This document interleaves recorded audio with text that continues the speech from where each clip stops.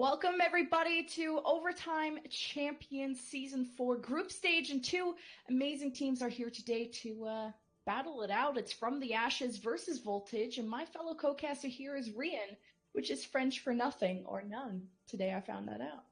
Wow, very good information. It always pays to know all those foreign words. But this is definitely going to be a good match. From the Ashes and Voltage. I've seen Voltage play in the past, and I know they are a very strong team. They like to play very aggressive. Karua on the Reinhardt is a very good player, and I was really impressed with his tank play the last time I saw them. And from the Ashes, I've heard quite a bit about them within OTC itself, so I'm excited to see what it is that they are gonna bring to the table for us today.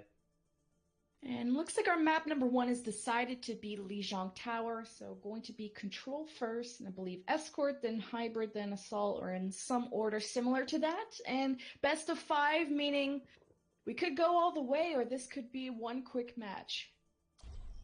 Yeah, because best of five, I really do like best of five. I think it's fun because it allows teams to, warm up, but at the same time, it gives them time to recover if they do fail. And it's Lijiang Tower, first of all, which is control, and I think Lijiang Tower is probably going to be my favorite in terms of the control maps. I just really like the aesthetic, and I like how the maps themselves play out. Like especially on this map, right, Garden. I love the all the opportunities that you have for environmental kills, and lets you be able to play a lot of different heroes like the Lucio or the Pharah that you may not see usually. Unfortunately, Lucio has fallen out of the meta as of late. Hey, Lucio's still pretty hot. Like, at least out the doors, just to get your team in a really good position. But tanks are also very popular on this particular map because you can play towards the point and sort of render the Pharah in the sky not as valuable, as she has to find an angle through these windows. Doesn't You sometimes see Pharahs float inside of this point, but the ceiling is pretty low and renders her pretty vulnerable. Yeah, it's really risky if you want to play Pharah inside the point. It's a lot better because you just have all those outside angles. You have all the windows to go in, and then I've seen too in the past. Pharahs will build ultimate by just spamming to the point, pop through the window, pop ultimate, and then clean up kills because teams never really expect it. No. Uh, okay. We will get a quick reset due to I just found out 5 seconds ago that Symmetra is banned, and lots of voices in my ear. Okay, so Symmetra is banned. Yes, so we're gonna have a quick restart of that match. But hey, let's talk about why would Symmetra be banned? Well, her teleporter just got reworked, and it allows to instantly move an entire team to another location. So it's like the Dive 2.0 now.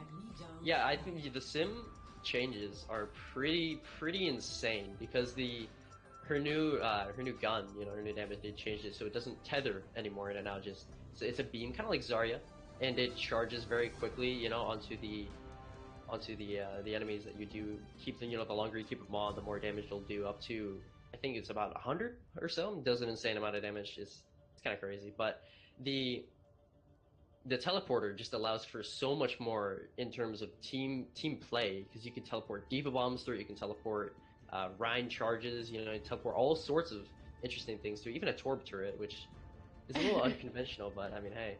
Yeah, I've seen the molten core, Torg turrets. I've seen even some streamers teleport bastions into different locations, especially behind enemy lines. So I'm really excited to see what this teleporter will do in the competitive meta. Before this match, it will be banned. So Voltage on the blue, From the Ashes on the red. Both teams got their Pharah Mercy locked in, but the difference is their hit scan. You got Jin Drak on the Reaper and Mikrunk on the Widow. Yeah, and I think on this map, I think honestly the Widow isn't gonna have as much value. I don't know, because it's a little harder. Ilios Ruins, of course, you could play the Widow because it just gives you have a lot of sight lines, but on this map it's more closed off, so I think the Reaper might be better. Already a first pick on Tukra. That's the as I say that Blue Mercy on Voltage, but the Voltage still have a very good position in the middle, and that's so many environmental kills for Voltage. So although losing their Mercy, it doesn't matter. Red Panda there, I did get one pick, but I mean that was crazy. This is insane environmental benefit. That was what I was saying before the match, right? Pharah, Lucio, love seeing them come out because I mean Lucio and myself, so I'm a little biased, but I just love getting those boops as Lucio. It's always so satisfying.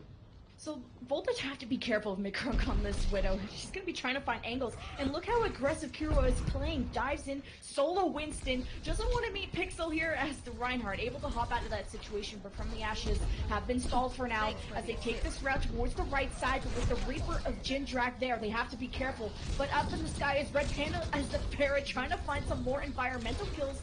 But Voltage have built up to 30% and they built their base inside the point. That's big. That first pick on a Jindrak, you lose a lot of your tank damage, and then now at least the rest of the team pushing in. But their feet drop from Preston, and now they're pushing back. Ryan does charge in. Golden Sun is going to fall, however. Pixel does score the D-Mech, but that seems like all they're going to find right now is Preston is still trying to contest the point. On the side, though, the Primal Rage, and there's a barrage on the point. Predator right there. The kill onto Pixel. Seems right now that as they pick the rest of the kills, that Voltage is going to hold strong here. So From the Ashes is pushed back again. Yeah, it was From the Ashes that got that pick onto Jindrak to start, but the Soundbeard from President was able to keep them up, and they temporarily got pushed off the point, but then you had that barrage from Correct Predator also coming in, but all this ultimates invested from Voltage means now From the Ashes have that ultimate advantage coming into the next fight, but 70% and growing. They cannot waste any time going in, and Crony has found himself out of position again, and without a mercy, they'll have to rely on President for that healing. Graviton coming in, though. There is a barrage on the side. It got two, but Kill was there. Does shut down Red Panda finally. The res is going to be there for Red Panda, however. So they, From the Ashes does cap the point on the back of that Graviton Surge combo, and it really was up to McCrunk, you know, because Crony had Valkyrie. And once you die is the Mercy, because from the just damage boosted McCree, right? It's not a whole lot you can do as a team.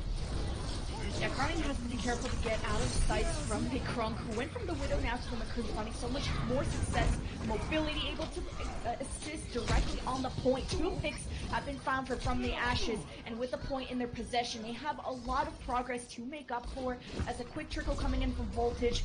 Not necessarily to any value, as they don't possess the point. It's not extending any objective time, it's just stalling their next push.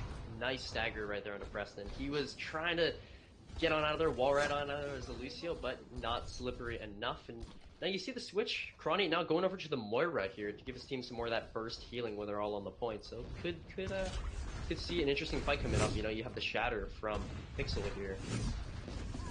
So you've got Shatter coming in, and they're going to be waiting for just to wait for that Winston bubble to be down, and there's huge Shatter. 4 people, and that'll be the team wipe as the last bit of Death Blossom somehow gets behind the enemy lines. Triple kill, takes out the supports From the Ashes. Now the number advantage is in Voltage's favor, and they managed to retake it at 86%.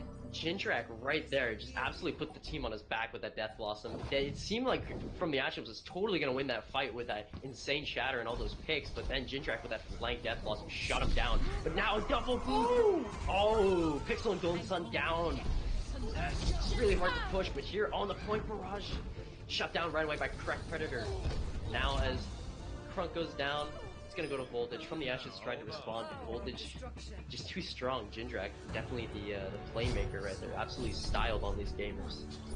Wow, the environmental kills that Voltage have been putting on just have been turning these fights in their favor. Just think about their retake at, what, 87%? That was From the Ashes' last chance, and they were almost not worried about going through that bridge, and you always have to be careful of where the Lucio and where the Pharah is positioned, and the D.Va has a big responsibility of eating that concussive blast if it comes in, especially when you want to cross that bridge, hence why From the Ashes kept going towards the right side. But when you have a Reinhardt that's that you're trying to get through, it's not always ideal. But Control Center, Voltage leading 1-0 on Lijiang Tower. Let's see if From the Ashes will adapt to this comp that they're bringing out.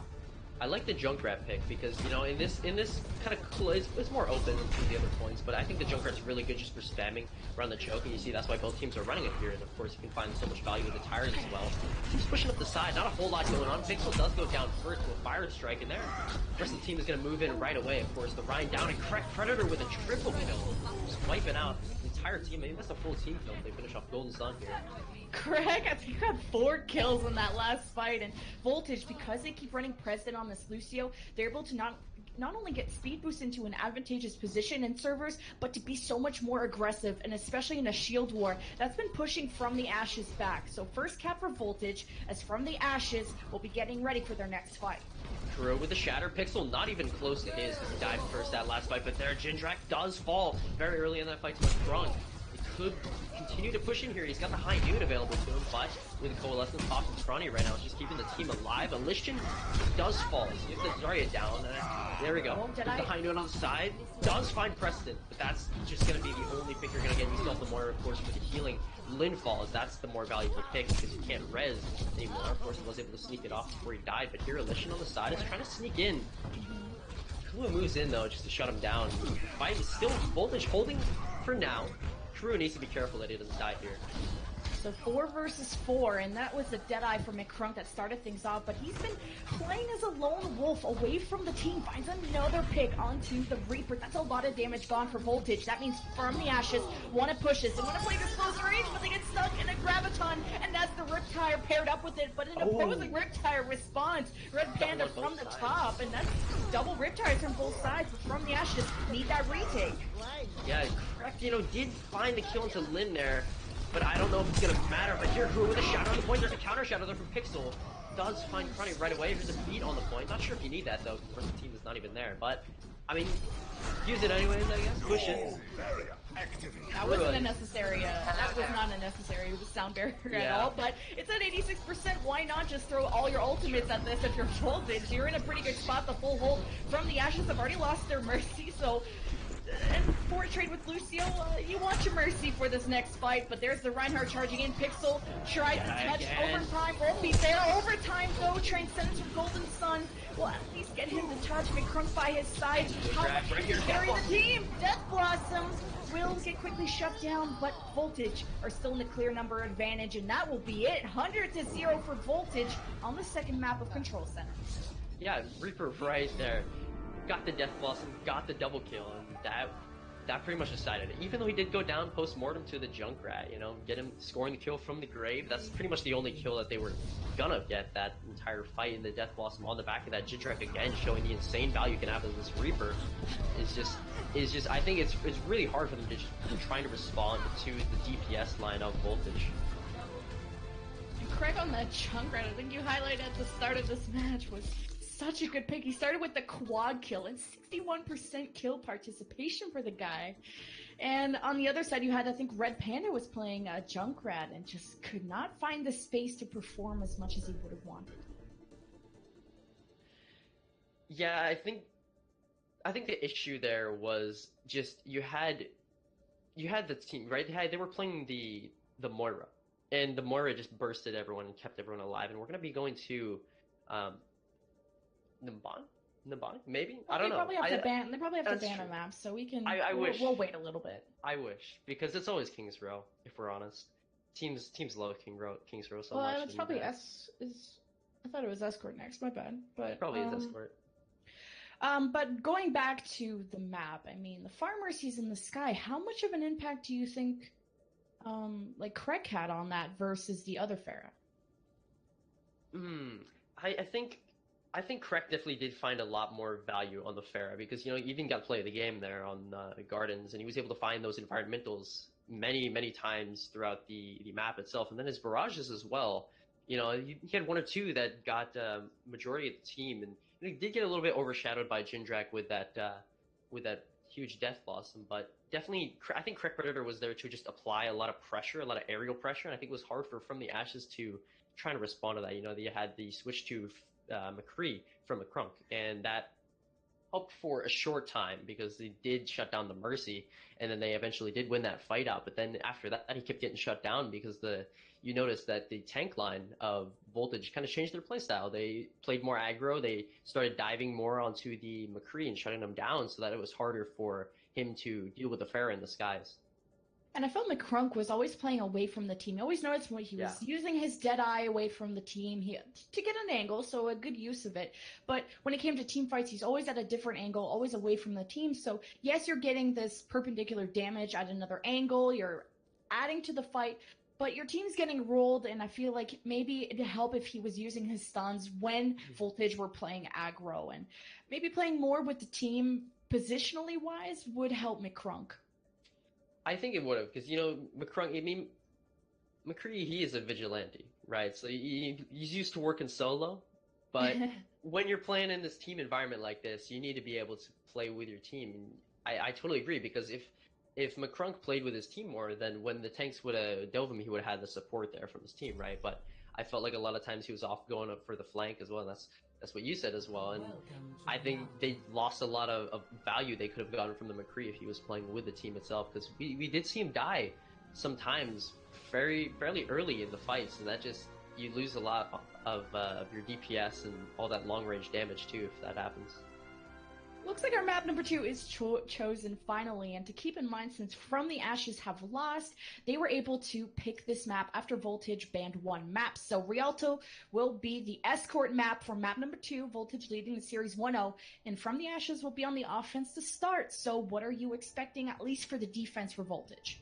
I think the defense, Rialto is still fairly new, so teams are, kind of still figuring it out, working out the kinks, probably not going to be as good as some of the other maps that have been in the game since the start, right? But we do see teams usually hold on this balcony around the first turn, right there, because you can rotate back around the point, hold around the choke. But I think Rialto is one of those maps where you can actually get held up completely and full held without the payload even getting past the first turn if you're not careful in how you play it out.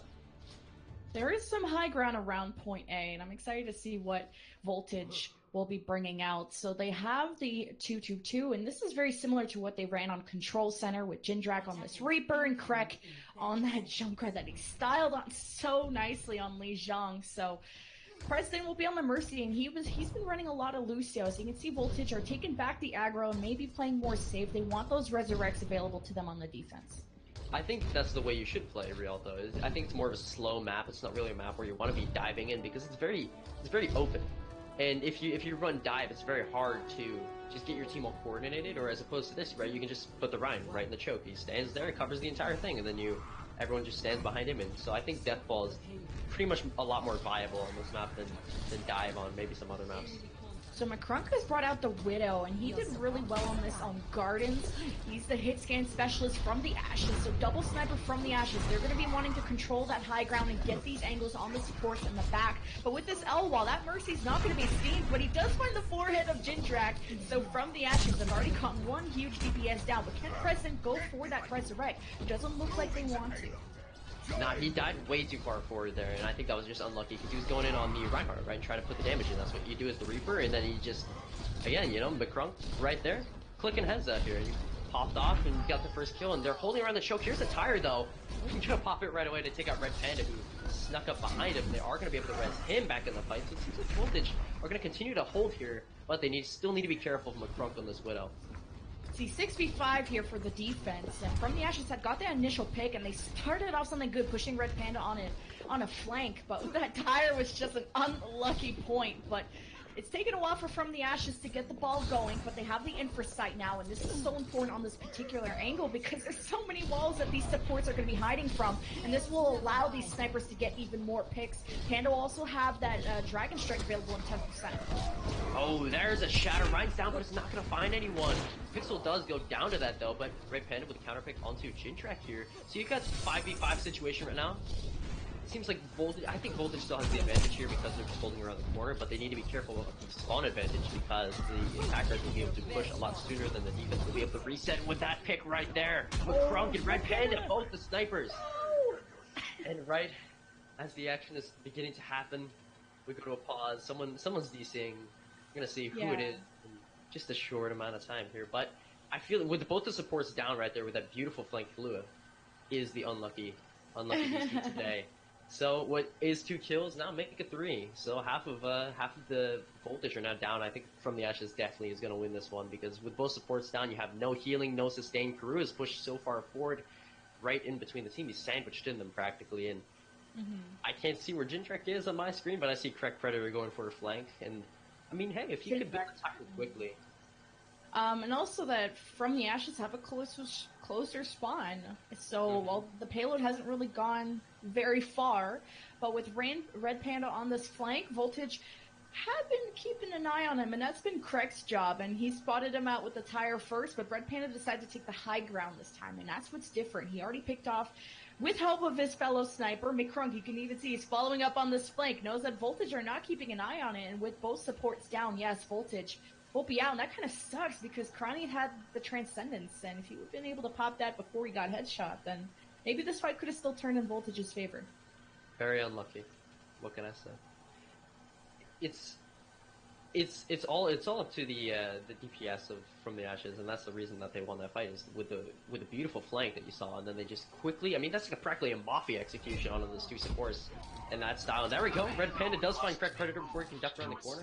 Kuro, of course, sandwiched between the team and falls right away. And do you think that Voltage is going to choose to contest this point before they get the first? They're pretty far away, and especially with their Reinhardt getting staggered, that'll be their main shield. They'll want to protect them from the snipers. So I'd expect they'd want to just hold a solid defense at this part. Crunk again, and that's Craig switching to the Tracer, thinking he get with more mobility, he might escape the shots from these snipers, but that won't be the case. But what an ultimate build up here from the Ashes, because it took them that long to get there. So this is just all amount of time of waiting for that Graviton Dragon Strike combination from the Ashes. Yeah, and you know, if they damage boost the dragons, then it completely pierces through the Transcendence that I'm sure Chronic will use in the event of a Graviton combo. So, but you know, you do have the Transcendence, you have Preston too. If Preston can escape it and then pop the Valkyrie and keep the team up, they could actually survive the Graviton combo. But that's pretty much what this meta has been defined by, is that Graviton combo. Is now they switch to the dive, gonna go right onto McCrunk. He's able to Spider-Man his way out of that one with the grapple hook. They're holding up top here. Interesting. I've never really seen this, but there, Karua dives in. He's going to go down right away. Jindrak is trying to secure the kill to the front, but gonna see the Transcendence popped early by Golden Sun as they continue to push in. Pixel's down though. He was too far forward. He couldn't get the healing from the Transcendence. And Jindrak with the Death Blossom now trying to make something work. Does find two. Oh, didn't prevent Link from resurrecting Pixel though. But Jindrak had so much value earlier on too, forcing that Transcendence out of Golden Sun because of that flank that he did. So From the Ashes will be stopped here, but that doesn't bother them much. They did not invest anything but a Transcendence. So they still have that Graviton Dragon Strike. McCrunk and Pixel there just wanted to take a wonderful swim in the waters of Rialto. Very nice vacation destination. I mean, I don't blame them. It looks like good water, you know. But sights are popped now, and they have all the information. They can't flank. Here's the Graviton on the side. Now, is there gonna be enough follow-up? There's the Dragon Strike, of course. It's not gonna be enough though. Is there to peel though, and Jindrak didn't get caught in it, and there's still kills going in from the Ashes. Complete team wipe. It's the snipers from the Ashes that are just dominating this map, and this is what Rialto is known for. This is going to be the sniper map in the upcoming competitive season, so you need that Abel, Hanzo, and Widow, and McCrunk has gotten in for sight every fight, so you can tell how much of an impact he's had in this match. You know what's funny is the switch dive, and I said earlier, you know, dive probably not what you want to be playing on this map, and it seems so far that that's actually what's happening, is that the dive is just no match for the Ryan Zarya Death Ball. But Pixel is down. Oh, there was a pulse bomb that went up from Crack there, but Red Panda shut it down while it was in the air, so that's very unlucky for Crack there. But I think at that stage, I think he might be switching. Yes, he is going to switch to the Widowmaker, because when you throw away an ultimate like that, you're either actually throwing or you are just switching off, and it seems he is switching. But McCrunk has just been absolutely brutal on this Widowmaker, just again and again, clicking heads left and right. And this comp from Voltage, I mean, their original DPS duo was not going to be forgiving against snipers. They ran a Tracer. Craig did not have an impact with that whatsoever. That was probably his first pulse bomb in the whole game. And Jindrak on this Reaper has been trying to close that distance, but you just saw there that he got picked from the Widows, so he needs to kind of sneak around them. But Alicia now on fire. You know he's high charge, but they're closing the distance in between the snipers. Craig will be on the left side. They might be able to close in, nice try, but Jindrak is trying to keep his front line alive, but McCrunk is also winning these Widow duels, so we're down to this last 2.5 minutes, the last couple meters, and From the Ashes can't be stopped. Oh, Golden Sun, he gets left there, got right up, and they got knocked down to the Shatter, but with a counter Shatter from Pixel, it's going to be even bigger than what Karua ever could have hoped to achieve with that one right there, and as they're just batting 1,000 right here from Pixel, swinging away at the team. There's a bomb. He's not going to find anything, of course. You have to shield the rest of the team, but the bubbles are all there. But they're trying to contest now. Are they going to make it? No, the grab is there. 0.00 meters. Not even sure how that's possible. But the Lucio's on the point, trying to contest now. Crony is dancing around the point. You know, he's like an 80s funk dancer, but it's not going to be enough. And he's going to go down there. I mean, look at the sun there above this statue. I guess it looks like a disco ball. I think that's what Crony is trying to go for. But it's going to be 3. They're going to push it all the way here, but they do have 1 minute 55 remaining on the clock. That's a decent amount of time, but if Voltage on the attack here can make it even better and push it even faster, I think they'd be pretty hard-pressed to do it. But if it can be done, then I think Voltage could still have a chance here. But, right. Of course, you know, you did see From the Ashes held them, or got held around the first point here for quite some time. So Voltage needs to switch to double sniper. I mean, this is what the issue is with them, is they didn't switch to a sniper until 3/4 of the way of the map. And that's correct, Predator. Even then, he wasn't warmed up on that Widow, or McCrunk is just such a better Widow. And you can tell how From the Ashes commanded this map, commanded that distance, and what Voltage were running was not the answer. This close-range Reaper, you had Krek on this Tracer that, again, has the mobility to close that distance, but unable to. And when you don't have DPS that can do much, the front line of Voltage was next to crumble. So 2 minutes on the clock for From the Ashes is a pretty good time bank. They were rarely stopped. I think it was point B that they had the most amount of trouble. Voltage, we'll see if they want to use a sniper, because they got to be expecting From the Ashes to run what they were good at, which is double sniper. Oh, what do you mean they are running a sniper? They got Crony on the Ana. Oh yeah. Of course. Well, good. I forgot that this game was like a sniper. the DPS on, I'm sure that's probably not what we're gonna see. And of course, Correct does now switch to the Widowmaker. So I mean, I guess they are running double sniper here with Ana in the Widow, but it's a little unconventional. And Crony is gonna switch to the Lucio. That's why you don't talk about the attacker setup before they've gotten out of spawn. Could just be for the speed boost though, but no. He's out of the gates now, so they're off, and you've got Crack trying right away to get the pick on a Golden Sun, but he's able to dodge his way out of that one. Yeah, he'll want to take this high ground on the top left side. That's the angle you're going to want to find. And if you could get on the flank to cross over to the other high ground where the defense is setting up, that's even better. But Red Panda knows better. He is the flanker. He's going to have that Hanzo Storm arrow, and Voltage's front line is crumbling. You have to be careful. As Reinhardt versus Reinhardt, Jindrak gets really low. That ambitious pin from Pixels temporarily leaves the defense's shield out of order, but he goes down while going for that pin, so... I'm not sure where Crony was going there. He just walked back to spawn, but he's back now, and look at that. Boops Alicia there and helps secure that kill. And McCrunk left. Let's see if he can get out of this one. He already burned his roll, so he's got no mobility. Fairly low HP. He's getting the support, though, from the Harmony Orb, so he's going to be able to stay alive. But Voltage pretty dominantly is going to get it around this first bend. That was quick. I mean, the last time we saw From the Ashes, that took like 2 minutes to get through this one, and this was just a one-fight. Deadeye. Contested Deadeye finds Jindrak while he was in Reinhardt's tackle, but still, the defense, they have Pixel here who's trying to get back. Transcendence is getting pushed back from the whole hog. This is such a weird battle, but it's not over yet. The point has not been earned for this payload, and Voltage are losing members here. The Roadhog was able to get a couple picks, but the Who is winning in this one? Okay. Stabilizes. That was a... Oh, Crony, rest in peace. You can get an F for him. Very unlucky. You see, the thing was, Kuru in that last fight, he killed the Mercy through the Transcendence, and that was pretty much the decider of the fight. So even though it lasted a long time after that, that initial pick on the Mercy is just what let them get the rest of the team, because, you know, you had Golden Sun and the support line. They could walk back a little bit quicker, and they were able to heal the rest of the team. But now the fight beginning again, Shatter, but here's the Graviton Surge on the point. It's going to be the tried and true, the patented Dragon Surge combo, wiping out half of all life on Voltage here. As I said, that Kuru does go down, and Precedent soon to follow if he's not careful. Well, yeah, the Graviton Dragon Strike was all really From the Ashes needed for the team wipe, but there was a pretty nice responding Earth Shatter from Jindrak to kind of get everybody down, but the Dragon Strike had been shot already, so that didn't have much value. But Voltage, on the other hand, will have a combo of their own. They'll have the Graviton 20% away from the Dragon Strike, so this will be sort of a mid-battle team wipe that will occur, while as from Golden Sun's not going to have a Transcendence to keep that up, so From the Ashes are going to want to position maybe in the side hallways and trying to avoid it, but a Deadeye back from Crunk finds Crunk or Crack. items there.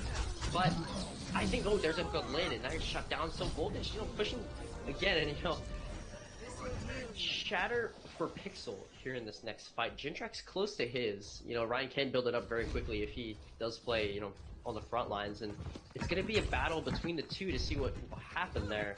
But you've got Karua playing up close here, trying to get up close and personal, just wants to get a better look at what the defense is going to be doing, and they're set around the core. Golden Sun dives to the mortar pinball.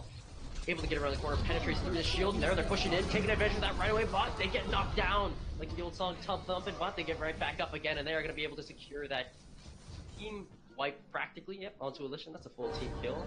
So they're going to be able to continue to push this around the corner there. That is where the Voltage held them last time, so the fact that they were able to stomp that out right away, they do of course have to deal from the ashes with the counter push here. So Voltage will get that payload halfway there, and only a whole hog Earth Shadow will be available to them, but mainly a Graviton Dragon Strike from the ashes. But Voltage has something to respond with to maybe stop the follow-up from coming through, and Pirouette's gonna get that whole hog, trying to push everybody away from this payload. Maybe they could get to point B before this combo from the ashes might come out, as Elysian playing very forward. He's ready to launch that Graviton, decides not to.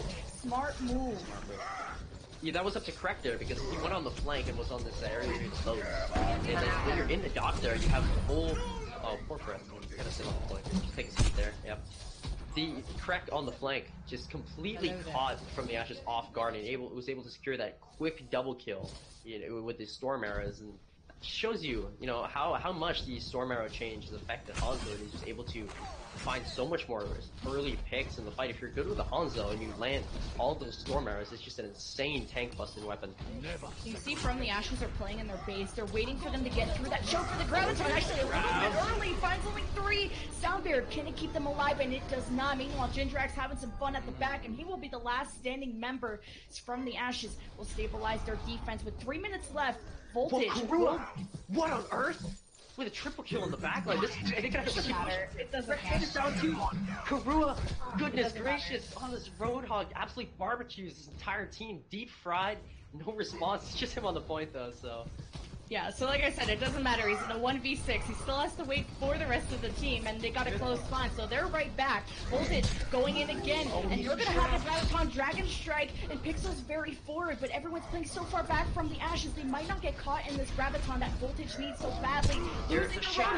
Losing their Reinhardt from the ashes will not let them get even close to the base. You see Karua there at the start got trapped, and he was a stuck pig just waiting to be killed there by the rest of the team. They moved right in.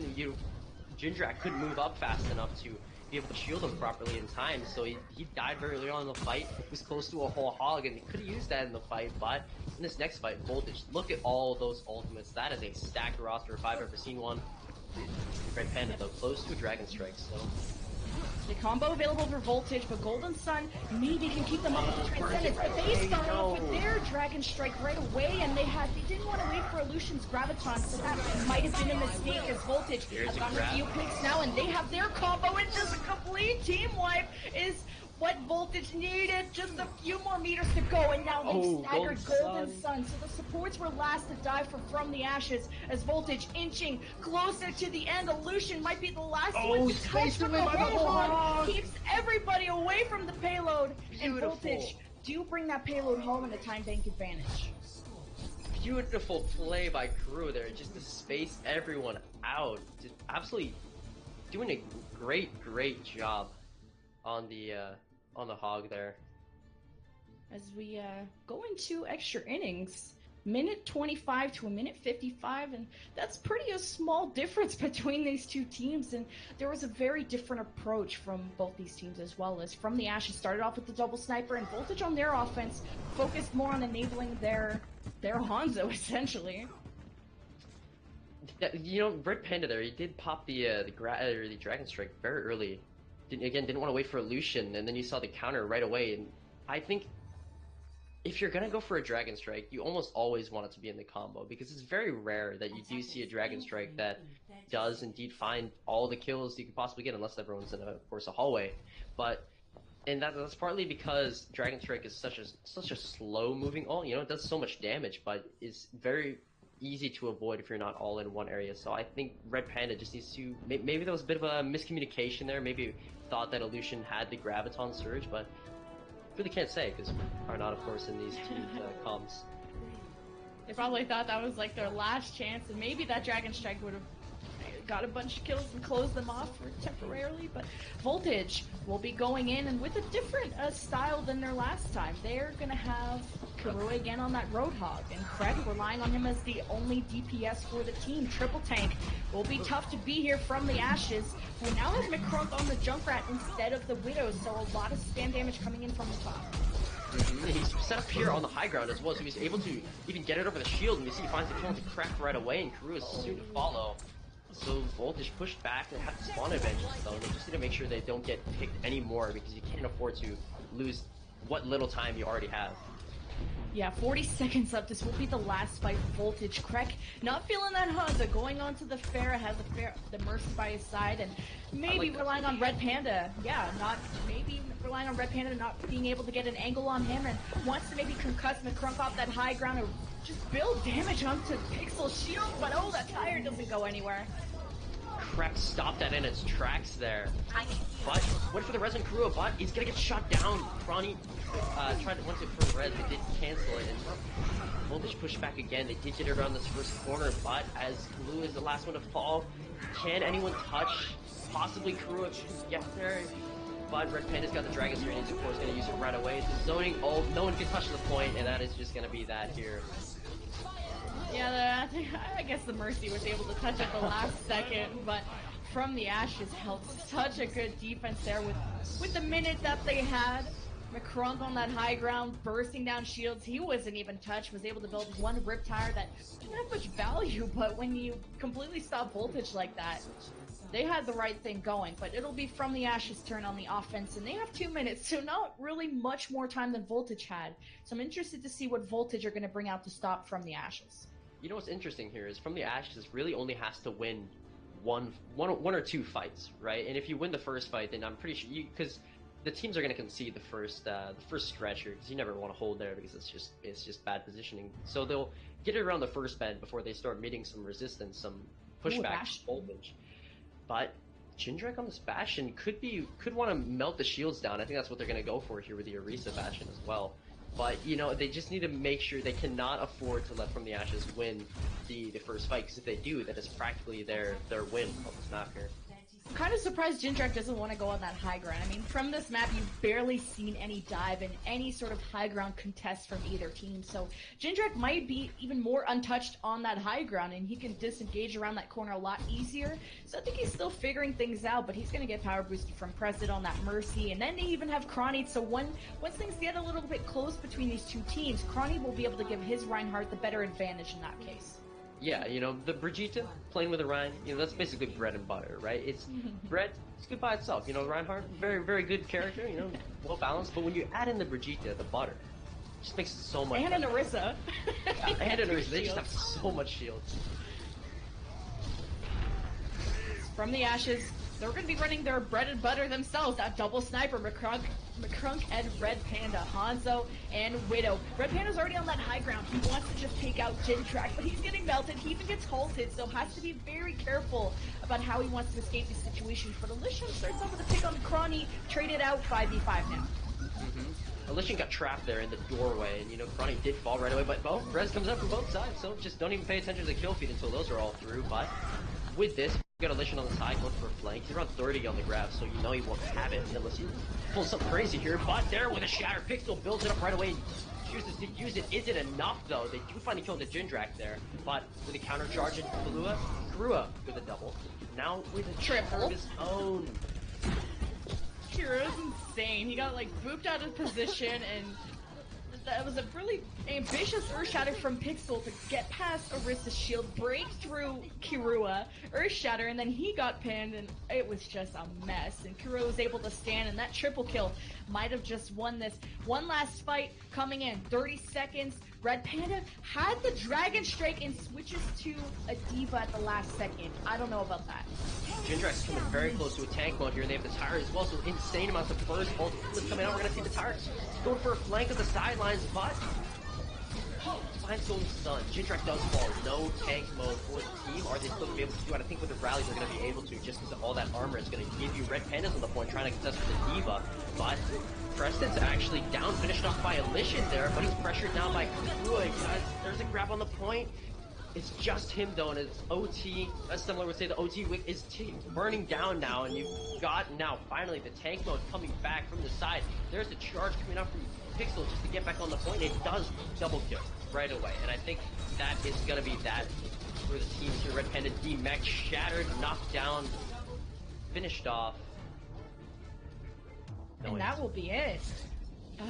Voltage holding a solid defense at the end, and are we surprised the double shield? Mistake. Red Panda had the dragon.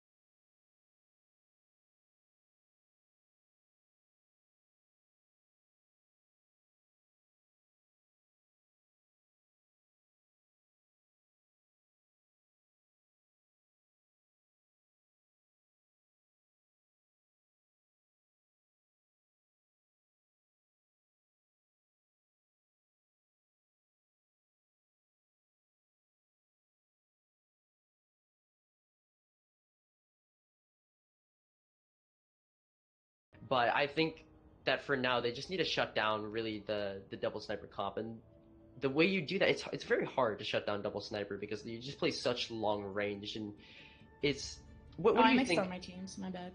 What do you think that they need to The do double here? sniper. I was thinking of the double sniper from McCrunk and Red Panda were better than the single Hanzo from Krek Predator, I believe it was. Oh. And Voltage were the ones running the triple tank. I apologize, mixed up, but still the same idea of double sniper versus a team that loves to run more tanks. And now that we have from the Ashes on the offense, you can see they're floating above this 2-2-2. McCrunk on the Genji with a Hanzo. Bit of interesting, but you might think it doesn't work, but Red Panda plays like a flanker. So you got a flanker hero with a flanker guy play style. So I think this might work well for them. I think the Red Panda flank, because we saw that, in how much value that could have. We popped around the corner, got that double kill on Rialto last map, but DC, as usual, not land. So these things do happen. Everyone's internet isn't perfect, but I think for Blizzard World, I think it's interesting that From the Ashes chose this because, like you said, it's a very sniper-centric map. So they could be, maybe trying to play to their strengths. Might have something up their sleeves, but it's gonna be up to Voltage here to set the pace on the defense first and determine how From the Ashes wants to go about taking on this Blizzard World attack. Well, From the Ashes are down 0-2 in this series, and they're going to start off on attack first. So they're really setting the pace for Blizzard World, and Yeah. they want to maximize that distance. They can't afford to not finish the map and set that winning condition for Voltage. So we'll see what this Hanzo Genji, how they're going to play. Are they going to be very flank centric, or are they going to try to assist their tanks and play more with them? And Red Panda has been known to just kind of do his own thing. And where does McCrunk fit into this? Well, they're a pretty good duo, at least when they play double sniper. I haven't seen McCrunk's Genji yet, so maybe maybe that's not his best hero. I don't know what he plays, but I'm excited. I mean, I think that the lineup that they have right now, initially probably not set in stone yet, but think I think that's a good choice, right? Because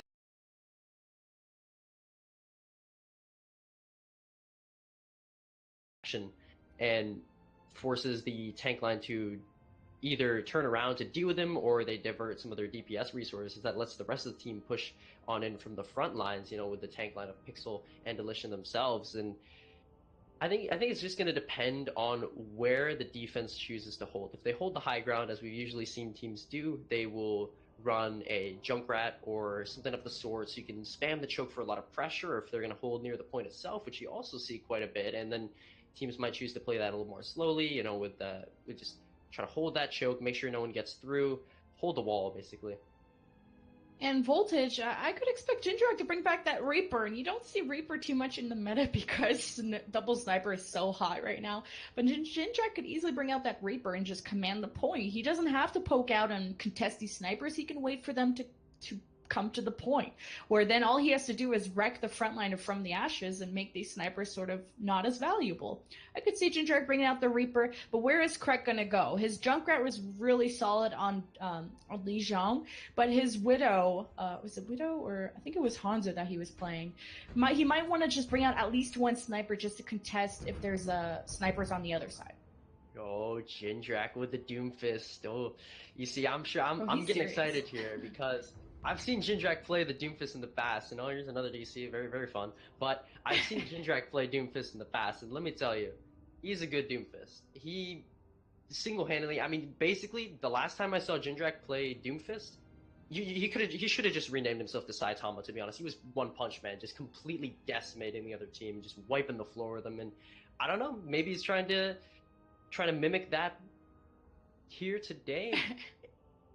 I think it's gonna be hard for him though if you're playing into the Zarya bubbles, of course, because whoever gets hit right away could just get bubbled, and then you survive, and then you give Zarya all that sweet charge to work with, and then you don't really get a lot of value from the Doomfist if you get shut down like that. Because I think Doomfist as a hero, he's good initially, right? And you want to come out swinging, boxing. Doomfist, he's got the big old gauntlet. I'm sure he's good at that. You want to come in, go for the head, right? Go for the sucker punch right away, disorient them, try to knock them out as fast as possible. That's kind of how Doomfist plays, is you get in, quick picks, and then you just want to make sure you don't get picked, because Doomfist is fairly easily countered, and that's why you don't see him a whole lot in the meta. So it's up to From the Ashes to make sure they deal with him.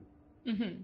Well, Doomfist has been making his way through the meta just so slightly because teams love to run this tank comps, and a good answer to tank comps, surprisingly, is a Doomfist, because you just knock back the shields, you can toss up the tanks up in the air, and messing up the positioning of tanks is very valuable if you have DPS that can follow up on it. So Jindrak will be playing more towards the point. So whether a Reaper and now it's a Doomfist, is the same idea of you're not going to want to poke the snipers. You're going to want to play towards the point. Once they approach, slam them into walls, get them out of position, and now there's no Doomfist, but he was leaving the spine. So we were very convinced of this Doomfist, but it looks like they're going for more of a back point DPS combo of setting up Jindrak on the back of the point, even Kruk Predator up there for some spam damage into the shields. They should slow From the Ashes down, but when it comes to close range, this will be Killua's job as the Roadhog to get these hooks. I'm really disappointed. I even hyped him up and everything. Talked about it. Right? We Just both gonna did. crush my dreams, just like that. But on the defense, they're running this this cold fork with the Orisa Hog, and I haven't actually seen the Orisa Hog work very often, at least in this this SR range. You know, around plat, high plat and diamond maybe. But here's Genji on the sideline going for Jindrak here. He's gonna of course drop back right away, but he's caught out in the open. Shut down right away.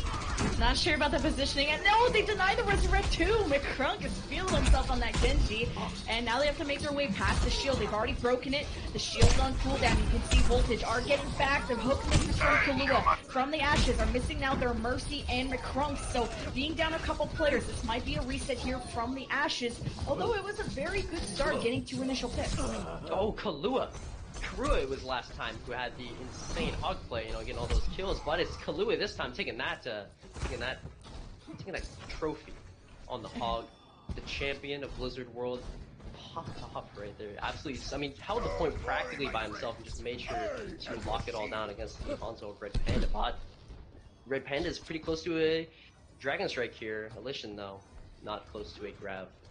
Yeah, Jindrak on that top right, that was not a good position for him. He got dove and taken care of. Now he's taking a position behind the shield, and this could be much better. But they need to break down that shield from Pixel, because now Orisa's shield is down from Kirua. He's going to set back up on the point. McCrunk finding a pick onto enemy soldier, and DPS out from Voltage. So from the Ashes have started something good here, but they're also missing their front line, so they won't be able to advance without getting rained on. Supercharger comes out, and it's pretty late in this fight, and you only really find one pick from that, which you could have found without the Supercharger, so I'm not too sure about that. Might have just been an impulse for the moment, but they're in low-key pro. That's a good stagger right on it, but Jindrak needs to be careful of his positioning here. Down to the final 2 minutes. McCrunk goes to the Widow, the double sniper. This is their bread and butter that we talked about from the Ashes. And Alisha a little bit slow on that Graviton build-up, and 30% away. So the combo will be available to them mid-fight from the Ashes, advancing now towards the right side, and they did a good job of breaking down the Orisa shield, but it's the follow-up that lacks from the Ashes. As the Valkyrie starts him off, and a tire from the other side here from Krek. We'll see what we'll be able to find if it goes behind the enemy line. Spots out the supports, or at least one of the supports, and that's 3 down from the Ashes. Right there, Crony actually won the sniper duel against McCrunk, and I mean, he's like the American Jay Jonak, you know, K Konak, you know, as my boy Maui would say. Sigh we hear. The Zen can win those Widow duels, and that was just great play by Crony there, you know, charging up the Orbs of Destruction, and, you know, as the name implies, completely destroying McCrunk there, who's trying to find the shot onto the team who's holding on top here. The last minute of the game from the Ashes have a Graviton and a Dragon Strike Transcendence also available from the defensive side. We'll see who will outpower the other one. Mercies power boosting each other's team, but this is the last chance from the Ashes. They're down 0-2 in this series. They cannot afford to not touch this point as Attack Visor from the top forces out the Transcendence. The Graviton only traps the team, and follow-up is there with the Dragon Strike from Red Panda. From the Ashes, number advantage. Only 2 left from Voltage. Resurrect allowed here for Lin. As from the Ashes, after all that time wasted, we're able to get the point. But the question is, how can they maximize this distance with the little time that they have left? I saw Lin there damage boosting the Hanzo, and that was perfect, and that's what you want to see, because that means that they know that if they have a Transcendence, that's the way you counter it. You can damage boost the Hanzo Dragon so it pierces through that insane 100 healing per second of the Transcendence, but I think the grab there completely shut down the visor of Jindrak and just let him get 0 value from it, which was very unlucky. But of course, President did save their Valkyrie here, so they will have that next fight, but Lin is close to one of her own here in this next fight, so it's going to be the duel of the Mercies. You can see Voltage are setting up their defense pretty far back. They want to have as much efficiency and value to their long-range their long-range DPS than Junkrat. Speaking of Junkrat, Krek has another tire, gets spotted out though from the distance. Widow there. And the double sniper working out so well from the Ashes. Winning this fight will allow them to get halfway to point B. Voltage need only one good stop to stop from the Ashes. 1:40 left, and Voltage have exhausted all their ultimates, and now they're switching up their comp. You know what it was, McCrunk? I finally figured out why he's so good on the Widow. He has a better gaming chair. I bet he's got a DX ray. He's got the better mouse, the better equipment. 144 hertz monitor. Finally shut down by Crack. Point is 0.01 meters away, you know, not 0.00 meters that we saw earlier, but with just probably left on the point, From the Ashes is going to be able to cap this, and look at that, Alishan and Red Panda, another combo is available to them, while on the defense, they got nothing. From the Ashes are carrying this momentum. They struggled for like, what, 3 minutes on the first point, and now they just can't be stopped. It's fight after fight for them. They might, at this point, at this momentum, finish the entire map of Blizzard World, but this castle part is the hardest to get through for an offense, as the infrasight from the Ashes will give them an advantage at the start to see where Voltage are setting up. But go with the grab. Here. Transcendence was there, and it does save the team for the most part, and they are able to sneak the res off onto Kahlua here. From the Ashes, yeah, with that pick of the Lin, they're pushed back here. So what initially looked good for them turned sour there, you know, it's just very unlucky in that, because you thought, you know, you totally have it. Alishan there, got that grab, I'm sure he was screaming insane fat grab combo right away. Red Panda tried to respond, but it was just not enough. Yeah, obese ultimates are our favorite, but Voltage again in the ultimate advantage. This time they'll have the Earthshatter Dragon Strike, if they're able to land that right. Pixel, such an aggressive Reinhardt. He'll probably be caught, leaving his shield down. Look, he's not even keeping his shield up, probably has no idea that the other guy's an Earthshatter. Doesn't matter at all, as both Reinhardt's taken out, along with a secondary tank here for Voltage, as at least the Resurrect goes through to bring back Jindrak. And you've got to keep in mind, he's got an Earthshatter, only finds Loki at the back, and Loki's going to die. Dragon Strike launched onto the field. This will take care of the rest of From the Ashes, as 1 minute left, and Voltage have completely halted this momentum from them. It's pretty funny, because Pixel charged on in, he was like, alright guys, I'm coming back. He charges right into straight combo, but here, combo again. Alishan and Red Panda have been able to build this up so quickly, but Pixel charges in, he's very far forward. Does not want to be playing that close. I mean, sure, you gotta make some space as Ryan, but not that much. Oh, Alishan goes forward, gets the Graviton, Dragon Strike thrown in, and it wastes the Valkyrie of Preston on top of that. At least Kronit has a Transcendence for the next fight, but not sure about that Valkyrie usage. I don't know which one was popped first, the chicken or the egg, but From the Ashes, halfway to the end of Blizzard World, 30 seconds. This is the last fight for them, and the snipers From the Ashes are set up at angles. Voltage have to be careful. Kronit getting staggered is going to be important, but he gets resurrected, so it doesn't matter. Transcendence activated early, and the Earthshatter from the offense will slow down this defense. Craig in a bit of trouble against this Reinhardt. He's going so far forward. What is he doing? Still gets that kill onto Pixel. Are you kidding me? There we go, we got the Valkyrie just to touch the point, you've got the bubble as well to keep yourself alive, but Lin, is it enough? You sneak the res up on Pixel, he's back in the fight, he's able to contest her, but there's no one else there, and the spawn is in such favor of the defense right now. T conversion upon, they flame a funeral dirge, and like the old, oh actually, Loki, nope, tried to touch, like the old tag team song from 1993, whoop, there it is, are able to hold this on the castle. It's a tough part of Blizzard World to get through with double snipers, so maybe this isn't as surprising, especially when From the Ashes had all this momentum, all this aggression, everything was going well, and as soon as they hit point C, it was like everything they just practiced went out the window, and Voltage really stood up, set the bar for this defense. Preventing them from finishing Blizzard World now sets this winning condition for Voltage. All they have to do is pretty much finish the map. So what can From the Ashes bring onto the table to make that happen? And we saw back on Rialto, From the Ashes defense still bring out some crazy stuff. Yeah, the Bastion was an interesting pick, and it did win them a few fights, and they weren't able to get it all the way. And I think part of the reason was because they got held up for so long on trying to push through point A. And if the Voltage now on the attack can get in there and win it in possibly the first fight even, then I think they should have the much better advantage. But they again need to just watch out for that double sniper comp from the Ashes, because we saw McCrunk there just completely popping off again and again, and DX Racer, what can I say? That's the reason, right? And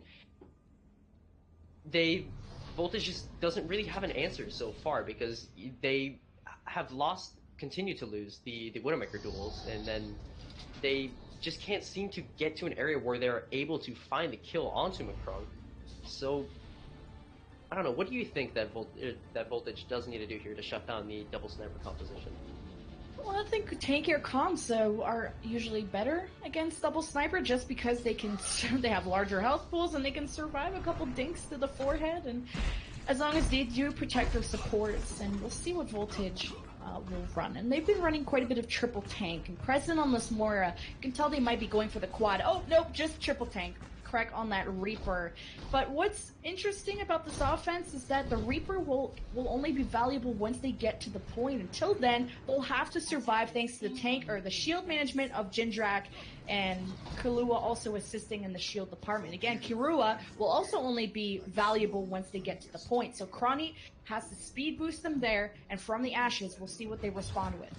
You know what's interesting is this is basically the ambulance comp where you run the quad tank and the Lucio Moira, but they're choosing instead of a D.Va to run a Reaper, which is kind of interesting because Reaper does have a lot more damage than D.Va does, but you lose some of the utility. You know, you lose the defense matrix, you lose the CC potential, you know, from D.Va's boosters, and you lose the micro missiles as well, which can help in just securing kills. So they are going to amp speed right away and see where they're going to go, see which route they choose. They're going to go on the right side, it seems like, and try to get on the point, but they're holding high ground, of course, so it's harder for them to try and find the value that they need. But they're on the point. Tick?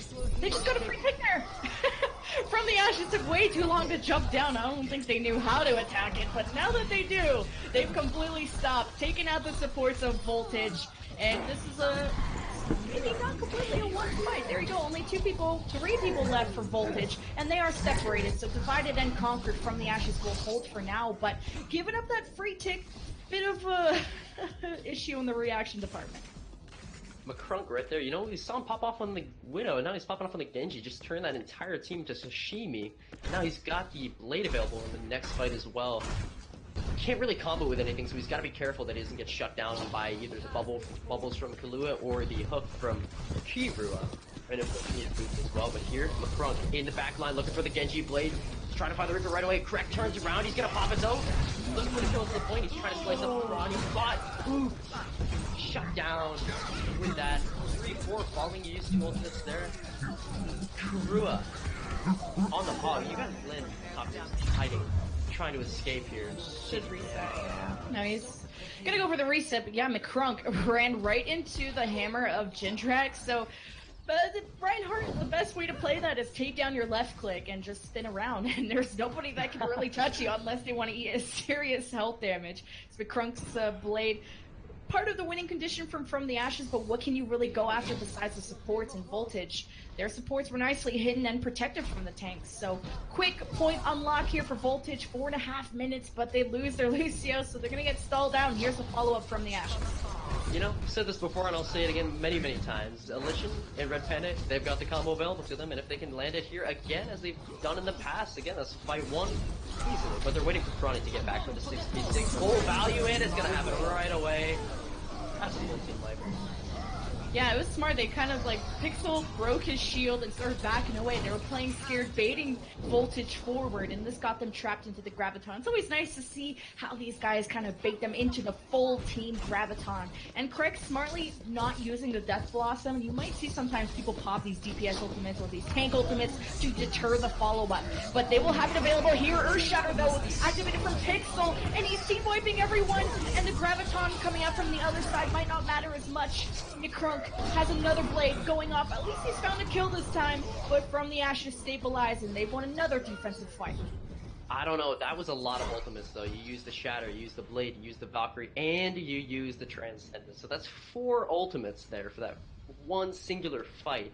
And Voltage doesn't really have a lot of ultimates themselves. They do have the 1 DPS of Crack, and if he can get in the back line and flank around and pop that Death Blossom and he gets a bubble as well, he can totally just absolutely brutalize this attack, but here Preston shut down right away. They lose a lot of healing with that Moira down, and of course Jindrak falls right away. The front is going. He's gonna deflect them right back into his face. And Crack, what you doing?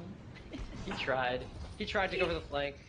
Tried to like set up a nice Death Blossom on the support, but when your team's kind of dead, that ultimate will not have value, even if you do get kills. It is a far away walk from the defense, but the defense always have something up their sleeve. It's a Dragon Strike, it's a Nurse Shatter, it's a combo. Red Panda's gotten these Dragon Strikes so quickly, and now they have to worry about McCrunk's Blade, so Voltage now switching Kahlua to the D.Va and Jindrak to the Doomfist, so maybe this will deter away these pesky DPS. I think the DPS right now are just like mosquitoes, you know, and they're just so annoying in the backline. If you're scratch, speaking of, Death Blossom finds two reflexes though. That was what he was aiming for, but again, this does have value. Kahlua is the only one left, so nice ultimate, but this will allow him to switch now to another hero without feeling so guilty. Gone to the Pharah now, as Red Panda will be his only contest on the hit scan. And they'll be moving forward in the last 2 minutes. They spent several minutes. I think they had a total of 4 or 5 at this particular point. And now switching to the Winston. They'll try and close that distance. They force out the Transcendence, but from the Ashes they're just waiting for a Blade or a Dragon Strike to unleash. Jindrak playing it slow in the backline, dives in on the Doofus, and there you go, scoring a double kill right away. That is what I like to see from you, Jindrak, right there on that Doofus. And now as he secures Alicia as well. Again, the One Punch Man just completely goes in, finds all the kills. He played it slow, waiting for the team to be in a position where he could find the value that he wanted, and now trying to secure the kill as McCrunk finds it. Jindrak, loving the Doomfist. Wow, I don't think From the Ashes knew how to deal with that. They had the ultimate advantage, but then Jindrak comes in like a wrecking ball, a wrecking fist, triple kills, messing up the positioning, messing up From the Ashes internally probably, as they go to engage one last time. Oh, actually no, point B was earned, so this fight will mean nothing. From the Ashes will need to fall back to the secondary position. Jindrak, goodness gracious, with a double again, opening this up wide, cuts the team open, surgical on this Doomfist, just on Alicia as well, trying to secure this nice stack onto Pixel. Kuro does die there, but Jindrak follow up. Jindrak's actually a bully. Like, cyberbullying campaigns exist right now, and this guy needs to be part of it. He's just beating the crap out of the other team, physically, mentally, and what are From the Ashes going to do to respond? They've been sitting on this Dragon Blade and Dragon Strike ultimates, and they don't know how to execute it because Jindrak's messing them up all the time. All you need to do is just use it, because Loki does not have a Transcendence. They don't even have any big support on this. You're gonna use it right away. Finally, you find the value, but they're in the backline, crack with a flank barrage, and now you get the Blade coming up from the front. Strike as well. There's a lot of impulse ultimates there. I mean, they used everything except the kitchen sink there practically, and From the Ashes does win that out. The combo was a little messy, a little sloppy, but I mean, close enough for government work, and they have the Shatter for the next fight as well. The Voltage traded out, 2 ultimates for 3 DPS, or 3 ultimates in total, the Graviton, Blade, and Dragon Strike's gone From the Ashes, so Voltage are still in a good spot because they have the support ultimate advantage. Yeah, but Kuro falls early on in there, that leaves Shatter free to get all that room to work with, because you do not have that pesky shield to deal with, but Loki dies through the bomb there. And Crack again on this Pharah, he's trying his hardest to put this team on his shoulders, but it's kind of hard as Pharah, because you know you're in the air, the rest of the team's on the ground. How can you put them on your shoulders if you're playing that far away from him? And I think part of the reason that is that they're From the Ashes is focusing on winning the ground instead of dealing with the Pharah. They just kill everyone on the ground, and then the Pharah is just left all alone up there and can't do anything. Yeah, Jindrak's a little sad he can't bully the other team as much. He was trying to think about it, maybe going to another DPS, back onto the Doomfist. And you can see From the Ashes have just been focusing him down, and they have another Dragon Strike and his Dragon Blade available to them. And McCrunk at the back means at any moment he's going after that Mercy. As soon as that Valkyrie is out, and the Blade comes in up into the sky, gets the one slice. Couldn't finish her off. But gets the Pharah instead, along with Crony, who had switched to the Brigida. This is another team wipe From the Ashes. And a late Transcendence, although not needed, will get the job done. Last 10 seconds, it doesn't matter because Voltage can even get back and touch the point. Doesn't look like it. Even if they wanted to, Alicia's got the grab. Yep, there it is. Completely stopped in their tracks. So From the Ashes, this could be the beginning. The Inklings, rising like the Phoenix, trying to get this reverse sweep. I mean, living up to their name. Well, this was the map that they picked, and I'm very surprised to see how well that Doomfist worked out for Voltage for that long. But From the Ashes played it slow and patient, as the Graviton makes its way to play the game. Are we surprised? Maybe not. But From the Ashes, I mean, I love their management of their ultimates. They kind of blew a lot near the end, but then they started to stabilize more. And Voltage, they tried some different things, and that switch to the Doomfist Spare was what allowed them to get that far. I think the ult discipline got a little bit muddy at the end, right? Because you saw a lot of ultimates just pop left and right, and you don't really need them. You know, you saw support ultimates, both of them get used at the same time, and that's kind of overkill on the healing. And then you saw a lot of DPS ultimates. You know, they use them at the same time. You saw the barrage and then the meteor strike as well in the fight, and you really only need one of them to win. So I think part of the reason why Voltage got stopped there is they kept burning ultimates so quickly, and From the Ashes definitely looked a lot more disciplined there with their ultimate usage. They were sitting on the combos for a while, just waiting it out, playing it slow, like you were saying, and I think that's part of the reason why they're finally, you know, looking like there's maybe a spark of hope. As we go into our assault for our fourth map, it will be Voltage's choice, but From the Ashes will get one banned. And as we maybe take a look at assault maps that could be available, what do you think based on what From the Ashes are good at, or what Voltage are, sorry, it'll be their choice, so what do you think Voltage might pick?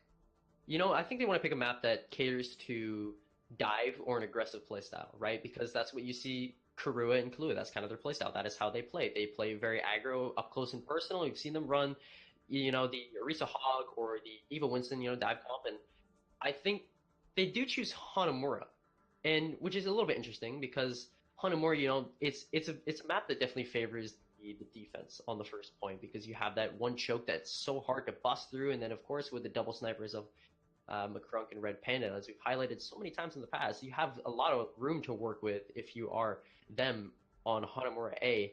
So Voltage, you know, they might have a trap card here up their sleeve. Might be just waiting to activate it when From the Ashes might think they have an advantage here, but it'll just come down to what the teams run and how they want to play it. Substitution coming in for Voltage. Gohan will be replacing President, and President was the support player. I imagine Gohan will be in that same department, but we are going into Hanamura, where we talked about how is this good for Voltage, where they love tankier comps. We've seen them run this triple tank, single DPS type of setup. But now with Jindrak bringing in this Doomfist, I would love to see it on a point B. Desperation, but we'll see how From the Ashes are warming up as the series progresses. Because taking on one map, keeping the series alive, I think they're here to brawl. You know, Ashes, right? You can still start a fire from it, and I think, you know, they were just trying to blow on it initially, you know, getting the kindling all there, getting it all ready. And then finally seems like they've got, you know, the embers beginning to burn here, so they just got to carry the momentum from the last map. I thought Ashes is what happens when the fire dims out and is gone. I'm not sure. I'm not a fire. I don't know fire. Well, I mean, the fire is still burning within From the Ashes, and the Voltage are feeling very electric, maybe, after 2-0, maybe a little bit less spicy after electrifying, maybe? Yes, thank you, Grammar Police. As Voltage, maybe losing a bit of spark after dropping that last map, but here on Assault, where anything can happen, and the fights don't matter, Voltage will be on the defense to start. They are going to be on the defensive start, and they're going to run this Junkrat, which I do like, Junkrat Hanzo, because, you know, again, it's a lot about pressuring the choke point, and just the one big old door that Reinhardt can just sit through and just block out all damage, but on the offense, it's really hard to get through that, especially when you have the spam coming out from the Junkrat and the Hanzo as well. From the Ashes leaving the door with the triple tank, or maybe you want to call it 3.5 now that Loki is on the Vegeta, and they're...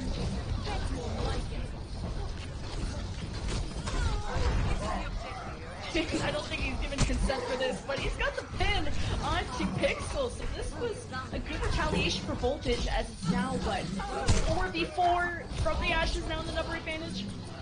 They are getting the Pixel to point, because, you know, this comp, the Ghost, the triple tank, triple or triple support with a Brigitte, what it does is you play it very close together. You want to play it grouped up, right? And that's exactly what they did. You use the speed boost to your advantage, you go in, the Reinhardt charges, and then you give him a bubble to keep himself alive, right? The value, because you want to go for always the close range charges, so you guarantee the first pick.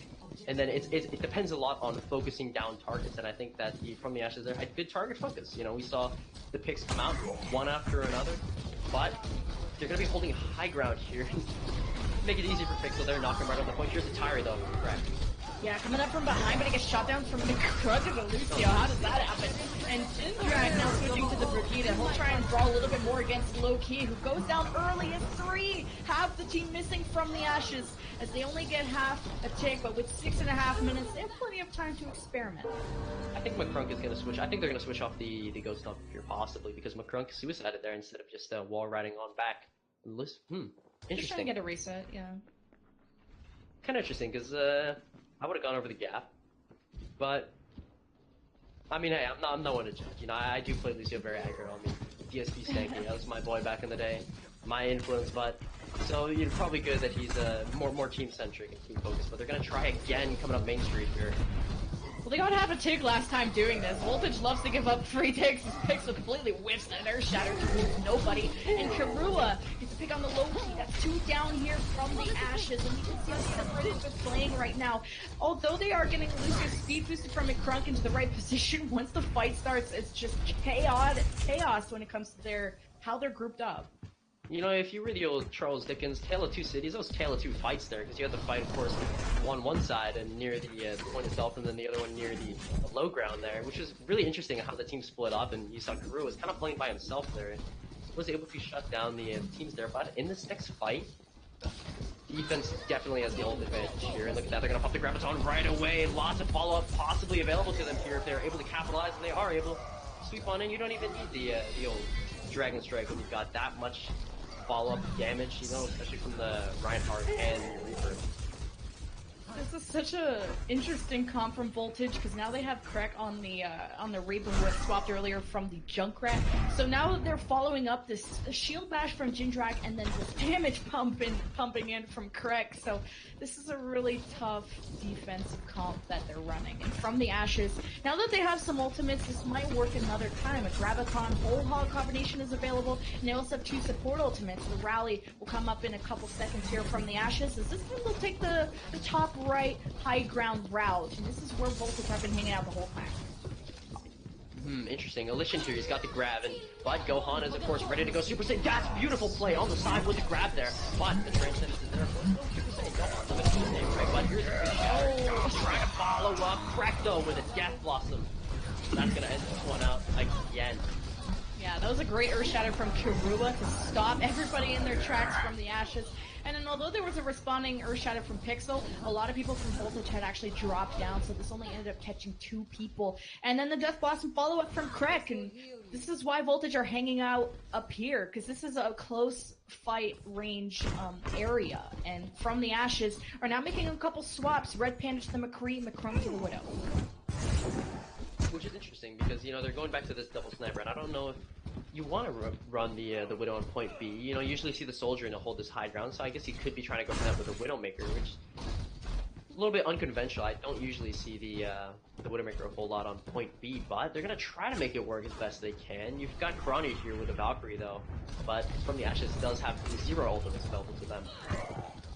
They're going to be from the Ashes going up towards the stairs, and a Valkyrie from Krani just to give them a bit of a power boost, but McCrunk gets somehow pushed towards the left side of the point and gets Krani its forehead. So this is the go button here from the Ashes, as they also get a pick on the Jindrak, but losing their Reinhardt, who gets now resurrected back into this. This is now a 6-4 advantage for the Ashes. Unfortunately, Low-Key drops to the Fire Strike, but now that the offensive push towards the point, they're stuck into a Graviton. The follow-up took a little bit of a while, but from the Ashes don't have the numbers to sustain in this fight, and 6 minutes have now turned them left to 3.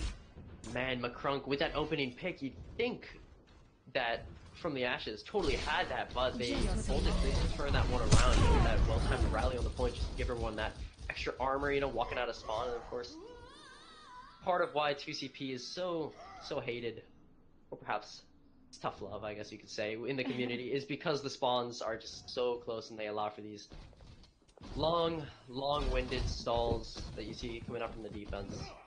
In this next fight, they have the sights available, and they could go again for this another grab if they want to, but they don't really have a lot of DPS ultimates to follow up with it.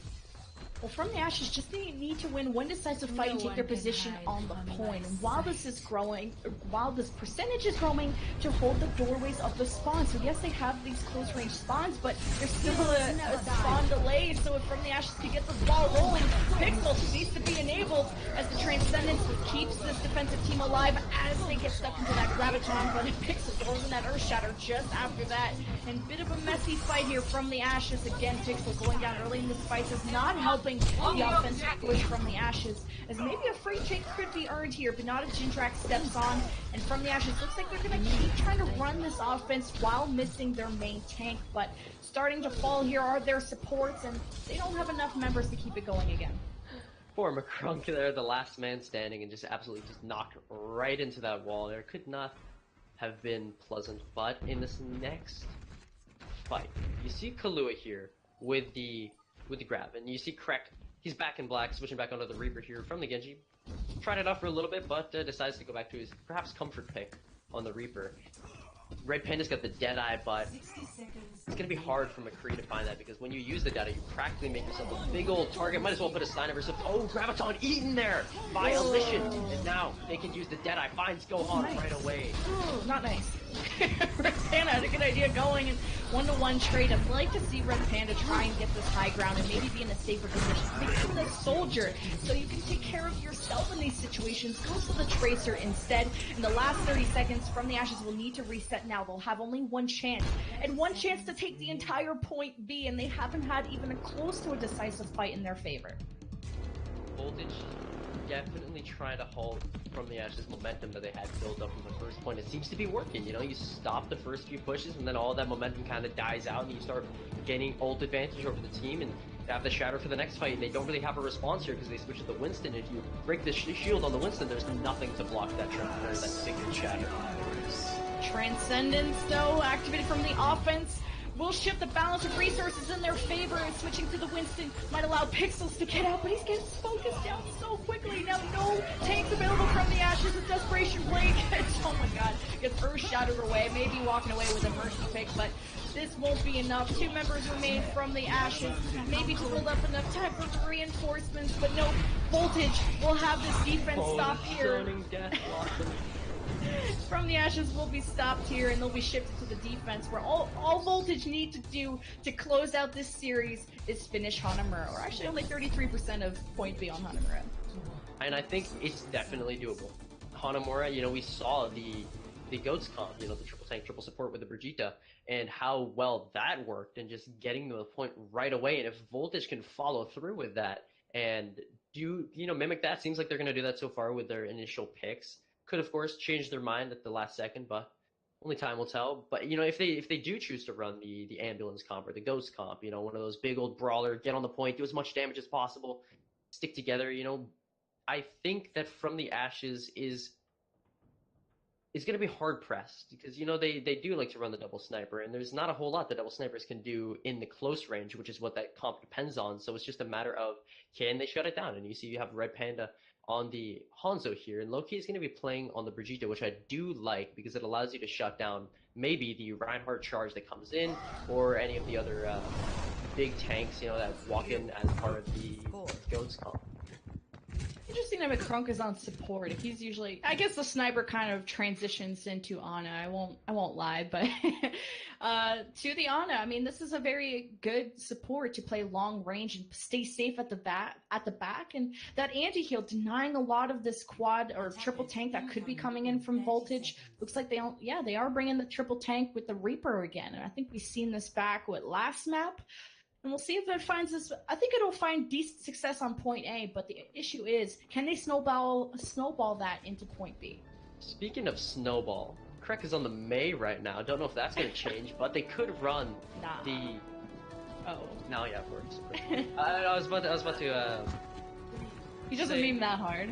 Yeah, not that hard, but you know, Make could work. You know, Immortals back in the old days of Apex. You know, the old '90s kids will remember the old Apex days. They ran that May boost. They're pushing it right away with the Reaper here, trying to give her as much value as the world. There's a shard that comes out, shutting down Alicia's counter pick.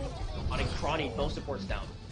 Yeah, missing both those supports because of the hooks coming in from the back. So, although they were speed boosted into the right position, maybe they'll get a pick here, but I doubt it. This is 3.5 minutes. Voltage will get another shot, but this time from the Ashes, know and expect what will be coming in. So, expect maybe their position to change based on the speed boosted Slambulance coming in. Because low key they're played again like the Brigitte to disable the charge that came in. You know, Alishin did fall very early in the fight, but the counter pick was there onto Gohan, and then Crawny was finished off right away by Loki as well. And when both your supports fall right there, that's what the entire comp depends on, so you just end up losing that one out by Chain with a charge in the backline on the point himself solo there. Loki's gonna take advantage of this. Shatter coming up from both sides. There's a Dragon Strike though. Red Panda doesn't find anything.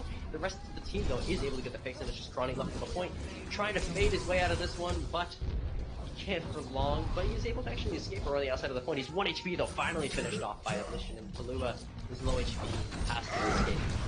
Yeah, Voltage are running a fairly easy comp to get point A, but the issue is from the Ashes are cutting off the tail of the line before the line gets to the point. They're always attacking the back line, whether it's a tank that's taking a while to get there or crushing the supports. And Voltage, you see, they're not feeling this triple tank Reaper or anything anymore. They're going to the 2-2, but no main tank is questionable to me, Roadhog and Zarya, but they'll be close to a Graviton Whole Hog. No, the Dragon Strike from Red Panda not only seals off the point, but gets a double kill too.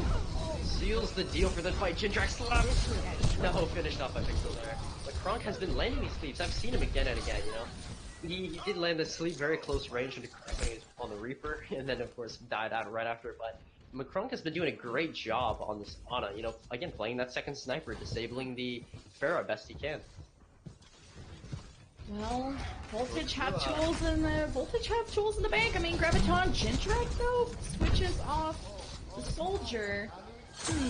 Interesting pick here, and they'll try and get speed boosted to the point, try and enable that Reaper, but the Pharah here needs to have more of an impact. Throwing in that Graviton, there's the follow-up damage, there's the barrage triple kill. This will allow them to get the point, but with 1.5 minutes left, this might be a struggle for them to finish off in point B. You see, good old McCrunk here playing the Ana, just looking out for your daughter, you know, Pharah.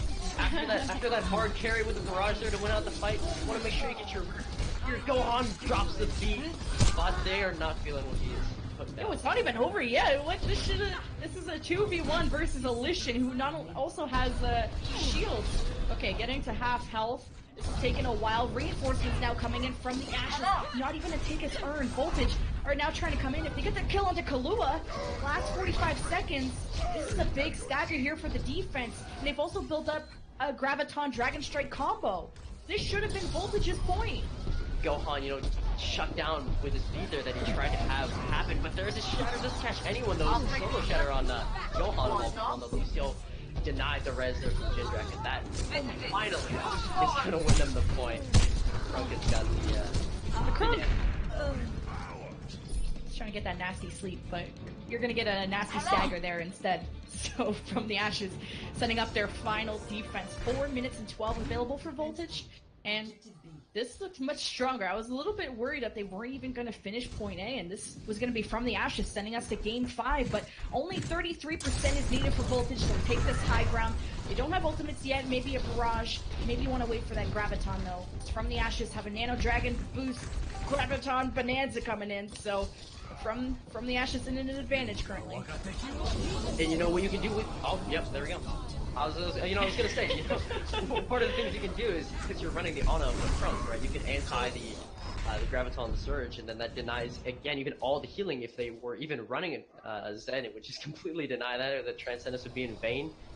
3 minutes and 27 on the clock here, so Voltage, you know, they lose that first one, but from the Ashes there, they do win the fight, but at what cost? 3 ultimates is what it is going to cost them. Loki is close to a rally here, so you could see that come out in the next fight, but Lin has the belt. Yeah, And Rally will come out from the Ashes. That'll give him an extra boost, but Voltage quickly get onto the point, and Pixel now separated from the rest of the team. This will be at the Reinhardt battle. Kahlua, ambitious pin. Can he at least finish off that kill? He survives. This is huge, and a Death Blast to assist with the sound there. Will keep them up. That's the double kill from the Ashes now. Losing members. Voltage only need 33% to walk away with the series, and there it is, 3-1. And this was pretty one-sided. Chin track right there. I mean, he used like a flying squirrel dropping out of the trees with that Death Blossom there at the end just to wipe that up and clean up. He's the janitor of the team, basically, you know, playing this Reaper just enough. But there it is. What do you call that? The band? A slam. The Dragon Strike, Grab, Nano, Bonanza, something or the other. It's what happens when your whole team presses Q at once. Nicely appreciated. But it's literally what I called those, like the Dragon Boost, Nano, Graviton, Mess, Bonanza. Something or the other. Oh. Well, that Hanamura, I mean, it almost went to game 5. If we talk about the last 30 seconds that they had to get point A, and it shifted at the last second to From the Ashes' favor. From the Ashes made it down to the wire. Although the series says 3-1, I think they put up such a good fight. They did put up a good fight. You know, I think, despite what the score says, I think this is a lot closer than maybe Voltage maybe wanted it to be, because, you know, From the Ashes, you know, they started to build up some little momentum, just got shut down, unfortunately, on Hanamura B, but I think if they could have, I think From the Ashes was a slow start, right? At the beginning, they did not look very good on Li Jiang. They just kept getting shut down by Voltage, but then once they started to warm up, get the momentum going, you saw them take advantage of it, and they looked pretty strong in Blizzard World, but they just couldn't carry that over onto Hanamura. Well, that will be it for the series and the only match streamed tonight. Congratulations to Voltage for that 3-1 win over From the Ashes, although a close series, not as close in the scoreline. And that will close out our stream for tonight. My name's Lemon Kiwi, this was Rian, and we also have Maui on the production desk. And any closing thoughts here, Rian, of how maybe we could see From the Ashes later on in this group stage? I think From the Ashes is a good team, definitely, but I think they just need to work on, again, you know, making sure that they are able to, as soon as they get in, they want to come in swinging, right? Because we saw them, Li Jiang, you know, like I said before, took a while for them to get going, but once they got going, they looked pretty solid, and I think it was just Voltage did a better job of just using their DPS line to their advantage and supporting them. So I think From the Ashes just needs to work on, you know, that early game. Early game, and I mean, they sure put up a pretty good defense, of course, against Voltage, coming down to the wire every time. But this will close out the stream, as I said. Thank you guys for watching, and we'll see you guys next time.